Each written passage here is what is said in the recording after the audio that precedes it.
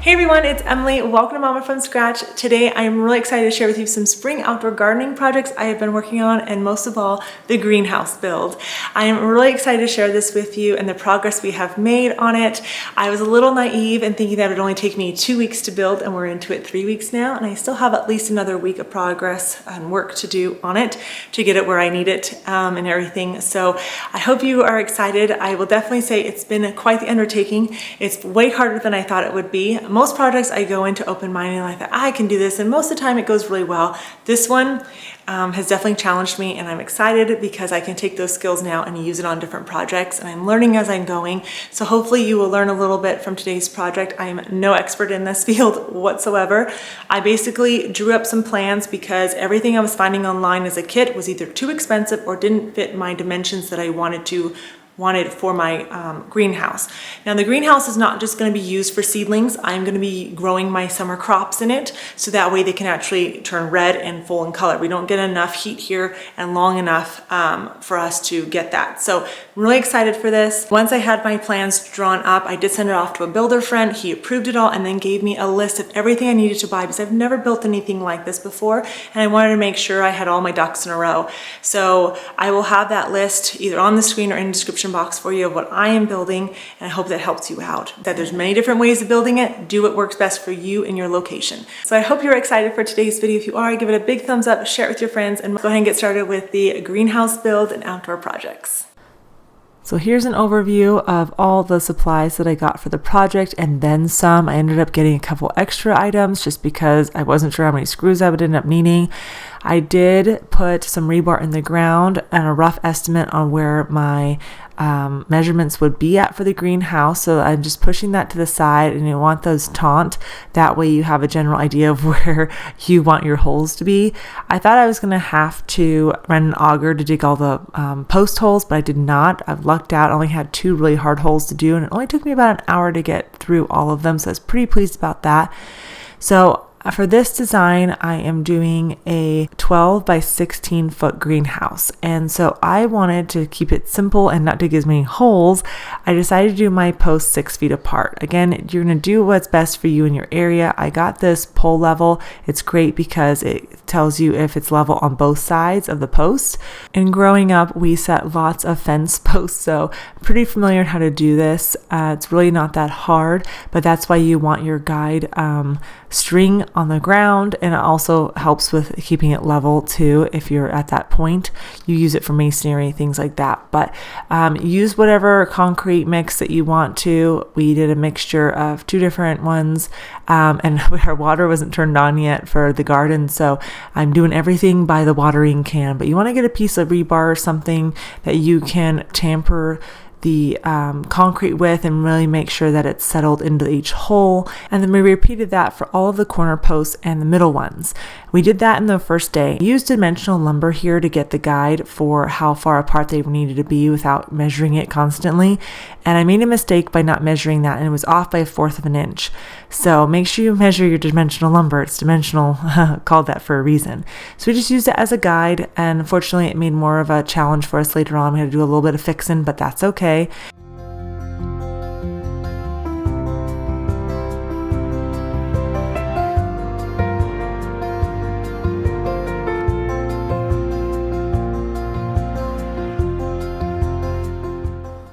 So all of the side posts were set in the first day, and the second day we worked on setting the door post here. So before we set the door posts, we wanted to make sure that we had the right sizing. And so I picked up this door at Habitat for Humanity, which I was super excited to find. It was only $30. Yes, I can build my own, but for now this works. It's not going to stay this color though. We will be changing that later on, probably in the next video or the one after that. But we're actually attaching these brackets so that we can use that for setting the top ridge posts down the middle. I'm excited. I'm kind of marking out where my window is. I ended up finding a window on Craigslist and it was $30. It's a 4x5, so it's a really good size. And I wanted something to create a breeze. I wanted to do all windows if I could, but I couldn't find enough windows the same size. And it was too hard to try to map it out without doing like mismatching them. But a mistake we made is we did not secure the board. And let me tell you, a 4x4 coming down on your head, it hurts really, really bad. So after I recovered from that for a little bit, I have a huge lump on my head from that. It's finally gone away, but we ended up getting those posts marked. I'm using a little bubble level. This is magical when you are setting any type of line going through. But again, all this stuff I got at Home Depot. They had everything in stock. And then for the lumber, we did treated posts for anything going into the ground, and then we did non-treated for anything that was in the sky. It just helped us save a little bit of cost instead of doing all treated.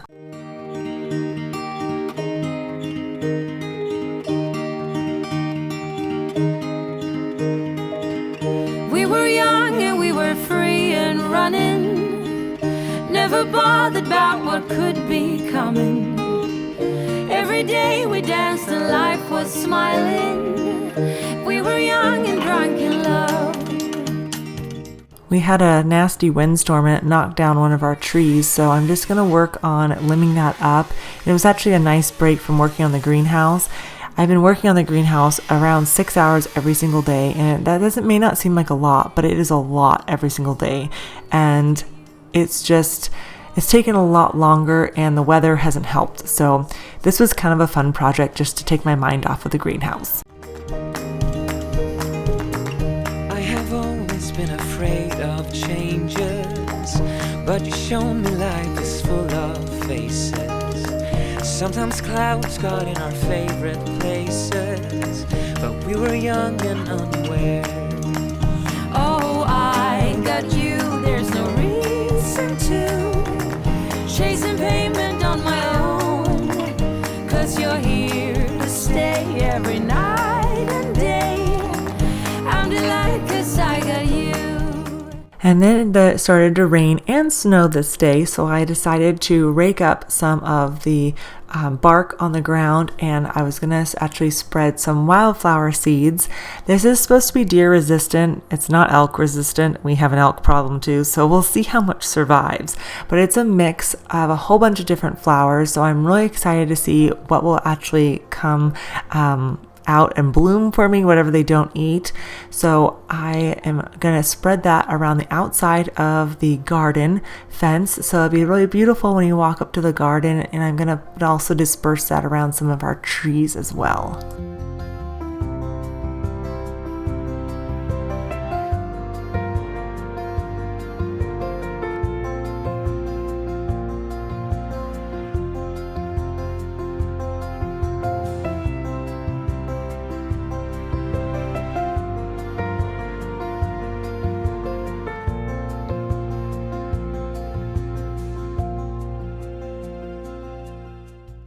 The next garden project and update I have for you is we're adding a row of blueberries.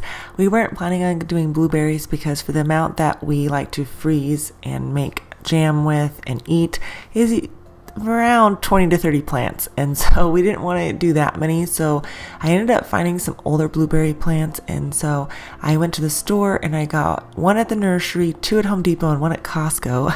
Costco was the best price, and our soil is not acidic, so I'm adding some acidic planting mix here, and then I'm also adding some compost to the whole just so it's nice and rich. And then I will also be adding some starter fertilizer that's really good for the roots.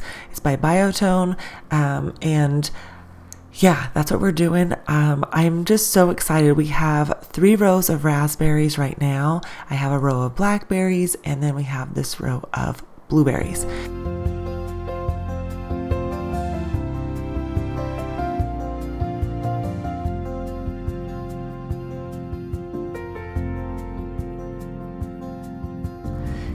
It may only be 6 blueberry bushes, but that'll give us enough for maybe some breakfast and snacks around the house, and we can pick the rest. But I got Patriot, a Duke, I have 2 Liberty bushes here, and then I have a Legacy and a Recca. I've never heard of that one, but hopefully it'll be tasty. It says it will be, so we'll see.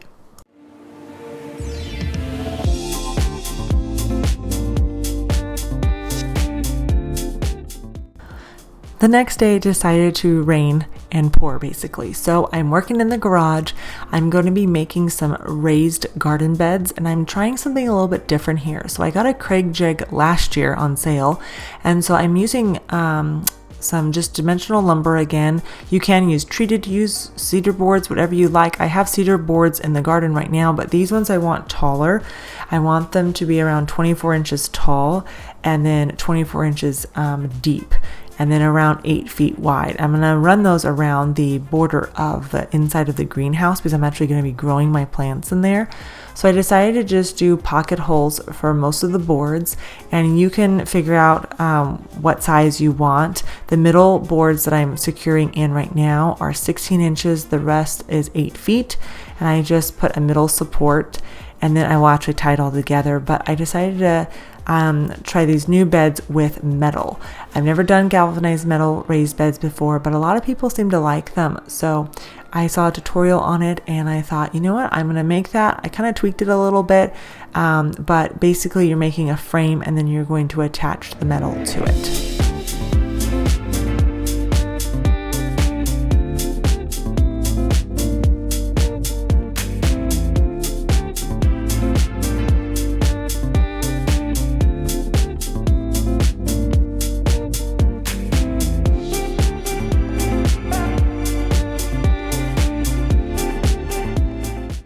You can pick up these supplies at any local hardware store. I got mine at Home Depot, but if you are cutting the metal, I had to cut mine down to 22.5 inches. I actually used my circular saw and put the blade backwards, and it sounds weird, but it cuts it super smooth. So make sure you wear gloves because everything is sharp when it comes to metal. And then I'm using these type of screws here to secure it. And I didn't do it too many. I think I did 4 per side, and then the longer side I did them about every foot or so. You can do to your heart's content. The only thing I think I should have done differently for these beds is use treated lumber on the bottom since it's going to be touching the ground, but I'm going to put gravel in the greenhouse as well. So I'm hoping the boards don't rot out too quickly. But again, you can do whatever your preference is, and you should get actually a secured table. I just used some clamps and some wood to create an area for me to cut the metal, but you know, make sure you wear eye protection. That is a must. And I just used one as a template and then used that as a guide for the rest of it.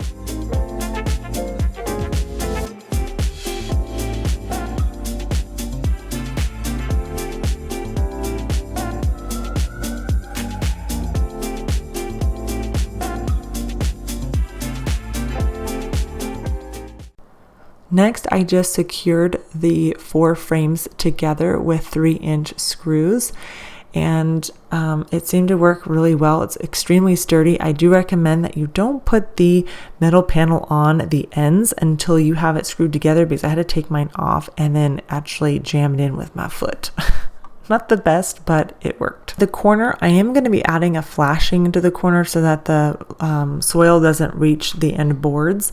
But I like this idea. I think it works really well. It's really inexpensive compared to the other metal beds I was pricing out. So this 8x2 box cost me around $100 to make, versus if I bought that size is around $300. So it just depends. Both things you have to put together, but if you don't want to hassle with it, this is a great option. To finish off this day, I am transferring my little seedlings from their seed starting mix soil into potting mix, and I'm putting those into larger containers. I normally add fish emulsion when I put them in the ground, but we're not there yet. I have probably about 3 or 4 more weeks before I can actually do that. I know, isn't that crazy? But I find that it's better to compact the soil and then make that size for the little seedling in there with your fingers, and then put it in there. It works so much easier, and I just repeated the same process for about 25 plants.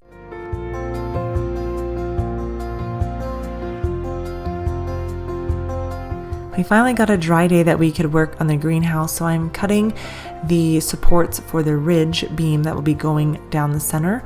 And those are going above the doorway and the windows. Like I mentioned earlier, we are using a 2x8 for this. You can use whatever size you need.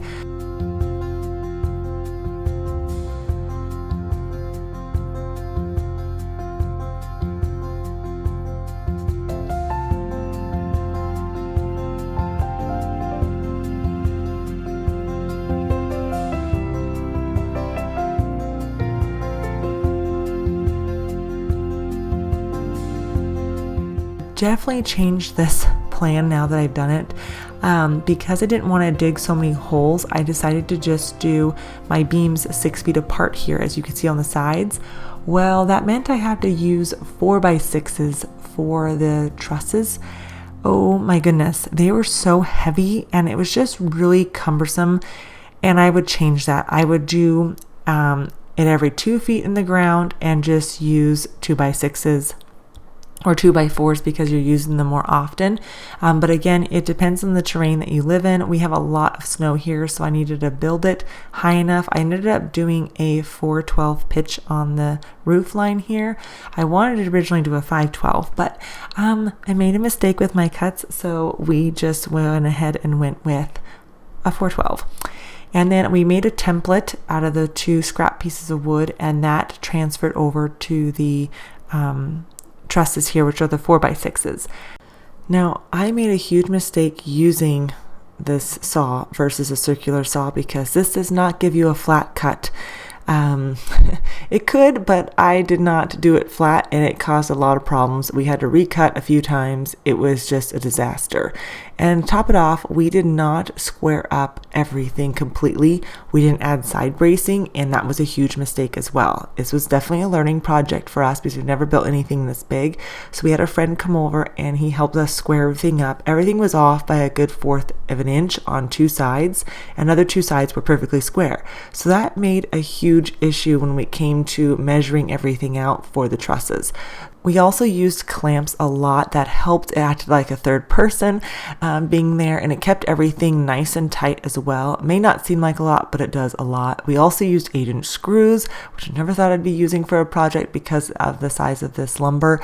But overall, after a couple days of trial and error with these trusses, we finally got them up. Everything is square. You can see the side bracing here. Everything is looking pretty good. And just to be on the safe side for the ridge, we added 2 horizontal beams there. That way it could keep everything from rocking with the wind and everything. See this little guy? It's called a bubble level. This is your best friend as long as it's square.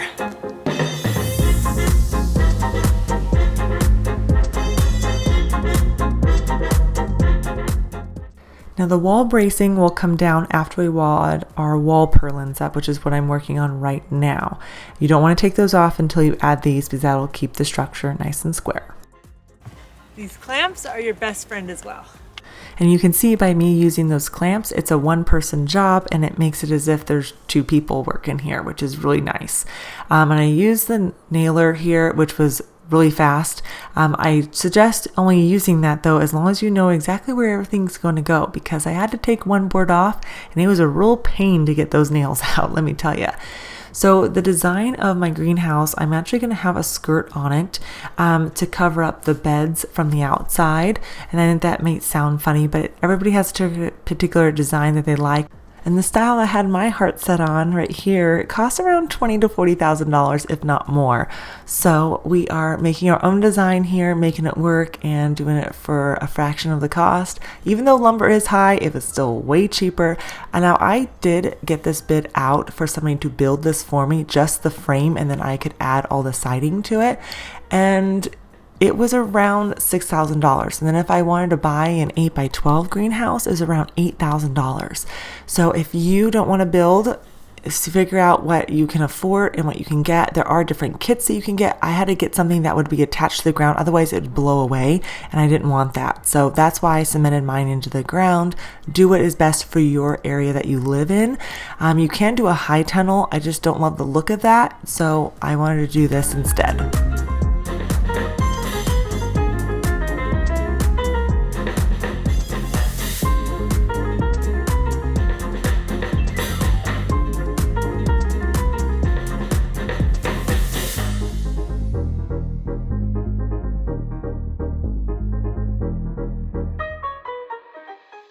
We're almost to the finish line. We are adding the roof purlins, and I cannot tell you how excited I was to do this, and also how terribly slow it went. I have never done purlins before or used joist hangers, and boy, that was a fun thing to learn.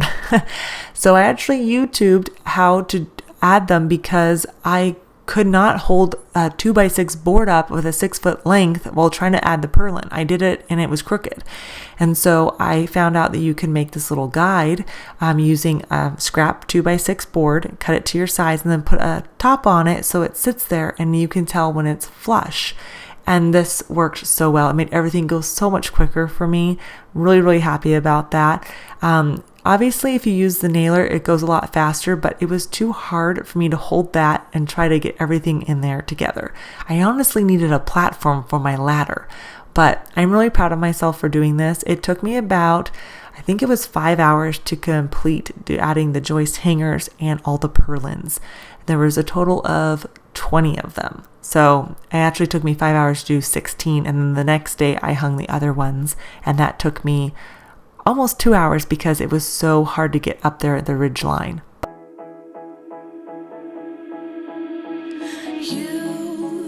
You've been hiding in the shadows way too long. You always thought that you were weak, but babe, you're wrong. Yeah, you better step into the light, just give it a try. Think that it's time you let that spark out. You've been hiding in the shadows way too long. And who cares if you might mess it up? You're stronger than the others think. And who cares if you might mess it up? Go ahead and shine, darling. Go ahead and shine, my dear. Oh, this is so slow. It's a painful and slow process.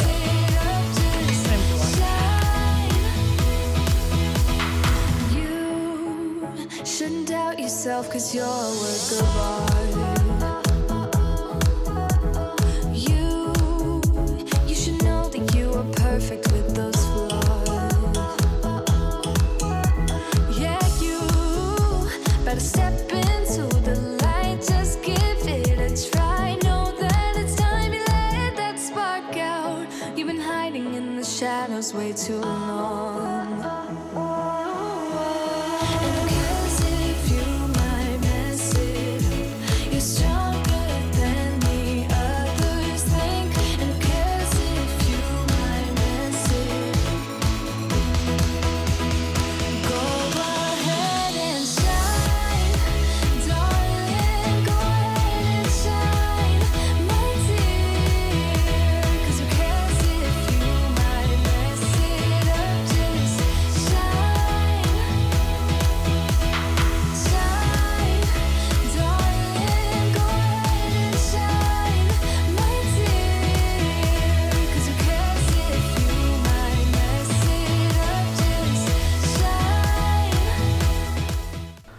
I was really hoping just to have an entire video on just the greenhouse, but it's been a huge learning curve building this, and so I wanted to kind of do it in two parts.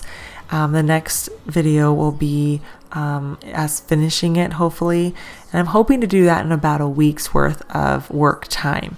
So it will take some time, but I love seeing it come together, and really hope you've enjoyed seeing how the garden has come along and this build process. I know many of you have messaged me on Instagram saying that you're wanting to build a greenhouse as well, and you're excited to see what I do, to see if that's going to work for you and stuff. And so hopefully this just inspires you to try something new and challenge yourself. Believe me, my son had to come out and say, Mama, you tell me if I put my mind to it, I can do anything. Because let me tell you, when in the middle of this, I wanted to give up, but he reminded me not to.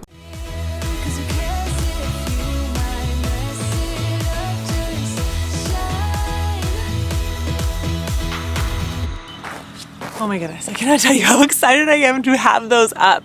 The only purlins I have left are right near the ridge. I have to figure out the angle because it's so close where the ridge cap is. I have to angle a certain way. I have to figure out how to do that. So I'm just excited. I got all 16 done and I did it by myself. I'm just so proud. It's just, I did maybe a little bit wrong. I should have, instead of putting the joist hangers on separate ones, I should have just done them on the middle. That way they'd totally line up. 2 of them don't line up perfectly. That's okay, I'll take it. It's just too hard to get the nails out, but I am just so happy.